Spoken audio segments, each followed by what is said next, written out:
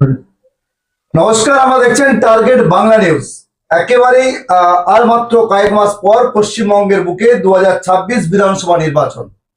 ইতিমধ্যেই আমরা বিভিন্ন রকমের কানাঘোষা শুনতে পাচ্ছি। পশ্চিমবঙ্গের বুকে বিভিন্ন রাজনৈতিক দল নতুন ভাবে আসছে, ইতিমধ্যে বেশ কিছু দল নতুন ভাবে এসেও গেছে। ঠিক একই রকম ভাবে যে ভারতবর্ষ ব্যাপী একটি দল লঞ্চ করেছে যার নাম জন ভারত। তার আগে আসি, একেবারে আছেন আমার সাথে ভারতবর্ষের বেসিসে যে জন ভারত দল আছেন বিপুলজি। আপনার কাছে একটু সরাসরি আসার চেষ্টা করি। এসআইআর যেটা এই মুহূর্তে পশ্চিমবঙ্গের বুকে বিরাজমান, তো এটাকে আপনি কিভাবে দেখছেন? देखिए, जो एसआरए चल रहा है वो केवल पश्चिम बंगाल के लिए ही नहीं है, पूरे भारतवर्ष के लिए है। जो भी लोग 2002 के बाद जिनका वोटर कार्ड बना है वो साबित करें कि उनके माता पिता यहाँ पर बासिंदा हैं। और जिस तरीके से जो भी राजनीतिक दल जो भी गलत प्रचार कर रही है वो सरासर गलत है। जैसा कि हम देख रहे हैं, हमारी पार्टी जो देख रही है जन भारत दल, वो इसलिए इस मुहिम के साथ हमारी पार्टी पूरी तरीके से खड़ी है। अब यहाँ पर आप ये बोलिएगा कि क्यों खड़ी है और क्या क्वेश्चन, किस लिए हम ये कर रहे हैं, तो वहां पर वो उन लोगों को डर है जो सही तरीके से भारत में नहीं रह रहे हैं, गलत तरीके से रह रहे हैं। और इसमें सबसे फायदे की चीज ये है कि जो भी हमारे लोग यहाँ पर हैं जिनको रोजगार नहीं मिल पा रहा है या जो मतलब आर्थिक स्थिति से थोड़ी सी ग्रस्त हो रहे, तो इसके बाद वो सभी चीजें सही हो जाएंगी। इम्पोर्टेंस ऑफ एसआईआर, बहुत सारी चीजें इंपॉर्टेंट है उसमें। एक तो सबसे इंपॉर्टेंट चीज ये है कि अगर ये लागू हो जाता है तो ये हमारे देश के लिए बेहतर एक उपलब्धि होगी। মানে পলিটিক্যাল অস্থিরতা অনেকটাই কমবে सभी चीजों से, वो आप राजनीतिक कीजिए या सामाजिक कीजिए या जो भी। পশ্চিমবঙ্গের রাজ্যের যে শাসক দল তৃণমূল কংগ্রেস जी, বলতে চাইছে এসআইআর এর মধ্য দিয়ে 1,25,00,000 মানুষকে বাদ দেওয়ার চেষ্টা করছে। बिल्कुल नहीं।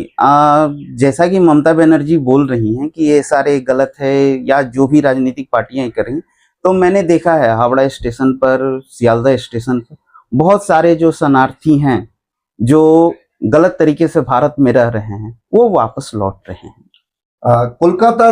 কলকাতা বেশ কিছু বস্তি এই মুহূর্তে পুরো খালি এসআইআর এর প্রেক্ষাপটে। बिल्कुल लगभग खाली हो चुका है।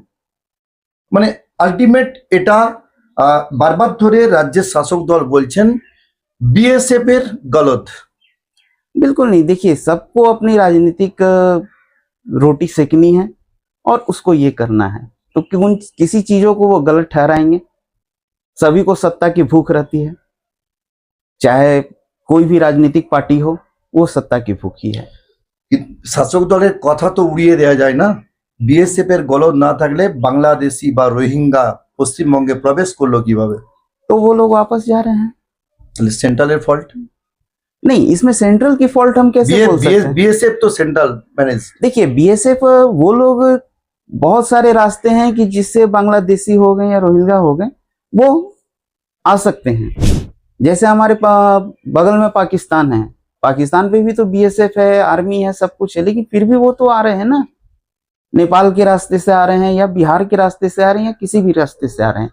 अगर बांग्लादेशी और रोहिंग्या जो भी हैं जो अनैतिक तरीके से हमारे भारतवर्ष में रह रहे हैं, हमारे बंगाल में रह रहे हैं, तो इसमें तो हमारे मुसलमान भाइयों की भी तो तकलीफ हो रही है, उन्हें भी तो रोजगार नहीं मिल पा रहा है। পশ্চিমবঙ্গের বিরোধী দল বিজেপি দলনেতা শুভেন্দু অধিকারী বারবার ধরে বলছেন সংখ্যালঘু অর্থাৎ মুসলিমদেরকে তাড়িয়ে দেওয়া হবে, বাংলাদেশ থেকে যারা এসেছেন বাংলাদেশে হিন্দুদেরকে নাগরিকত্ব দেওয়া হবে। देखिए, मेरे नजर में ये है कि बांग्लादेश से हैं या जहां से भी हैं वो भी इंसान हैं, ठीक है। वो अपने आप को स्थापित करें कि नहीं, हम भारत देश के नागरिक हैं। भारत देश का दिल बहुत बड़ा है, चाहे वो बीजेपी हो या टीएमसी हो या कोई भी राजनीतिक पार्टी हो। 1947 में बंटवारे के बाद भी हमने पाकिस्तान के बहुत सारे हिंदू, मुस्लिम, सिख, ईसाई को भारतवर्ष में रखा। उसी तरीके से अगर वो अपने आप को प्रूव कर दे कि हाँ हमारे पूर्वज जो हैं यहाँ पर 2002 से पहले से हैं, यहाँ पर मेन मसला है 2002 के पहले और 2002 के बाद। और सबसे बड़ी बात यह है कि अभी सेंट्रल गवर्नमेंट ने ये भी बोला है कि जो इस बार इलेक्शन में मतलब वोट नहीं देंगे उनका वोटर आईडी सीज हो जाएगा। तो एक तरह से बहुत बड़ी अच्छी चीज है। তার মানে এসআইআর কে সামনে রেখে শুধুমাত্র পলিটিক্যাল টার্মস, बिल्कुल তার মানে ইম্পর্টেন্স আছে এসআইআর এর। बिल्कुल इम्पोर्टेंट है और हम खुद उसके साथ हैं। ধন্যবাদ বিপুলজি। একেবারেই আপনি কি সারদা দেবী মঠ অথবা রামকৃষ্ণ মঠে ঘুরতে যাবেন ভাবছেন, কিন্তু কোথায় থাকবেন তা নিয়ে চিন্তিত? তাহলে আপনার চিন্তা দূর করতে দীর্ঘদিন ধরে আপনাদের সেবায় নিয়োজিত রয়েছে Kalpataru lodge and hotel cum restaurant. এখানে পাবেন আপনার সাধ্যের মধ্যে সুন্দর ও মনোরম পরিবেশে এসি ও নন এসি রুমে থাকা এবং অভিজ্ঞ রাঁধুনিদের তৈরি সুস্বাদু খাবার পাওয়ার সুবিধে। এছাড়াও রয়েছে স্বল্প খরচের মাধ্যমে গাড়ি ভাড়া সহ যে কোনো অনুষ্ঠানে হল ভাড়া পাওয়ার সুব্যবস্থা। আমাদের ঠিকানা মাতৃ মন্দির নিকটে, জয়রামবাটি, বাঁকুড়া।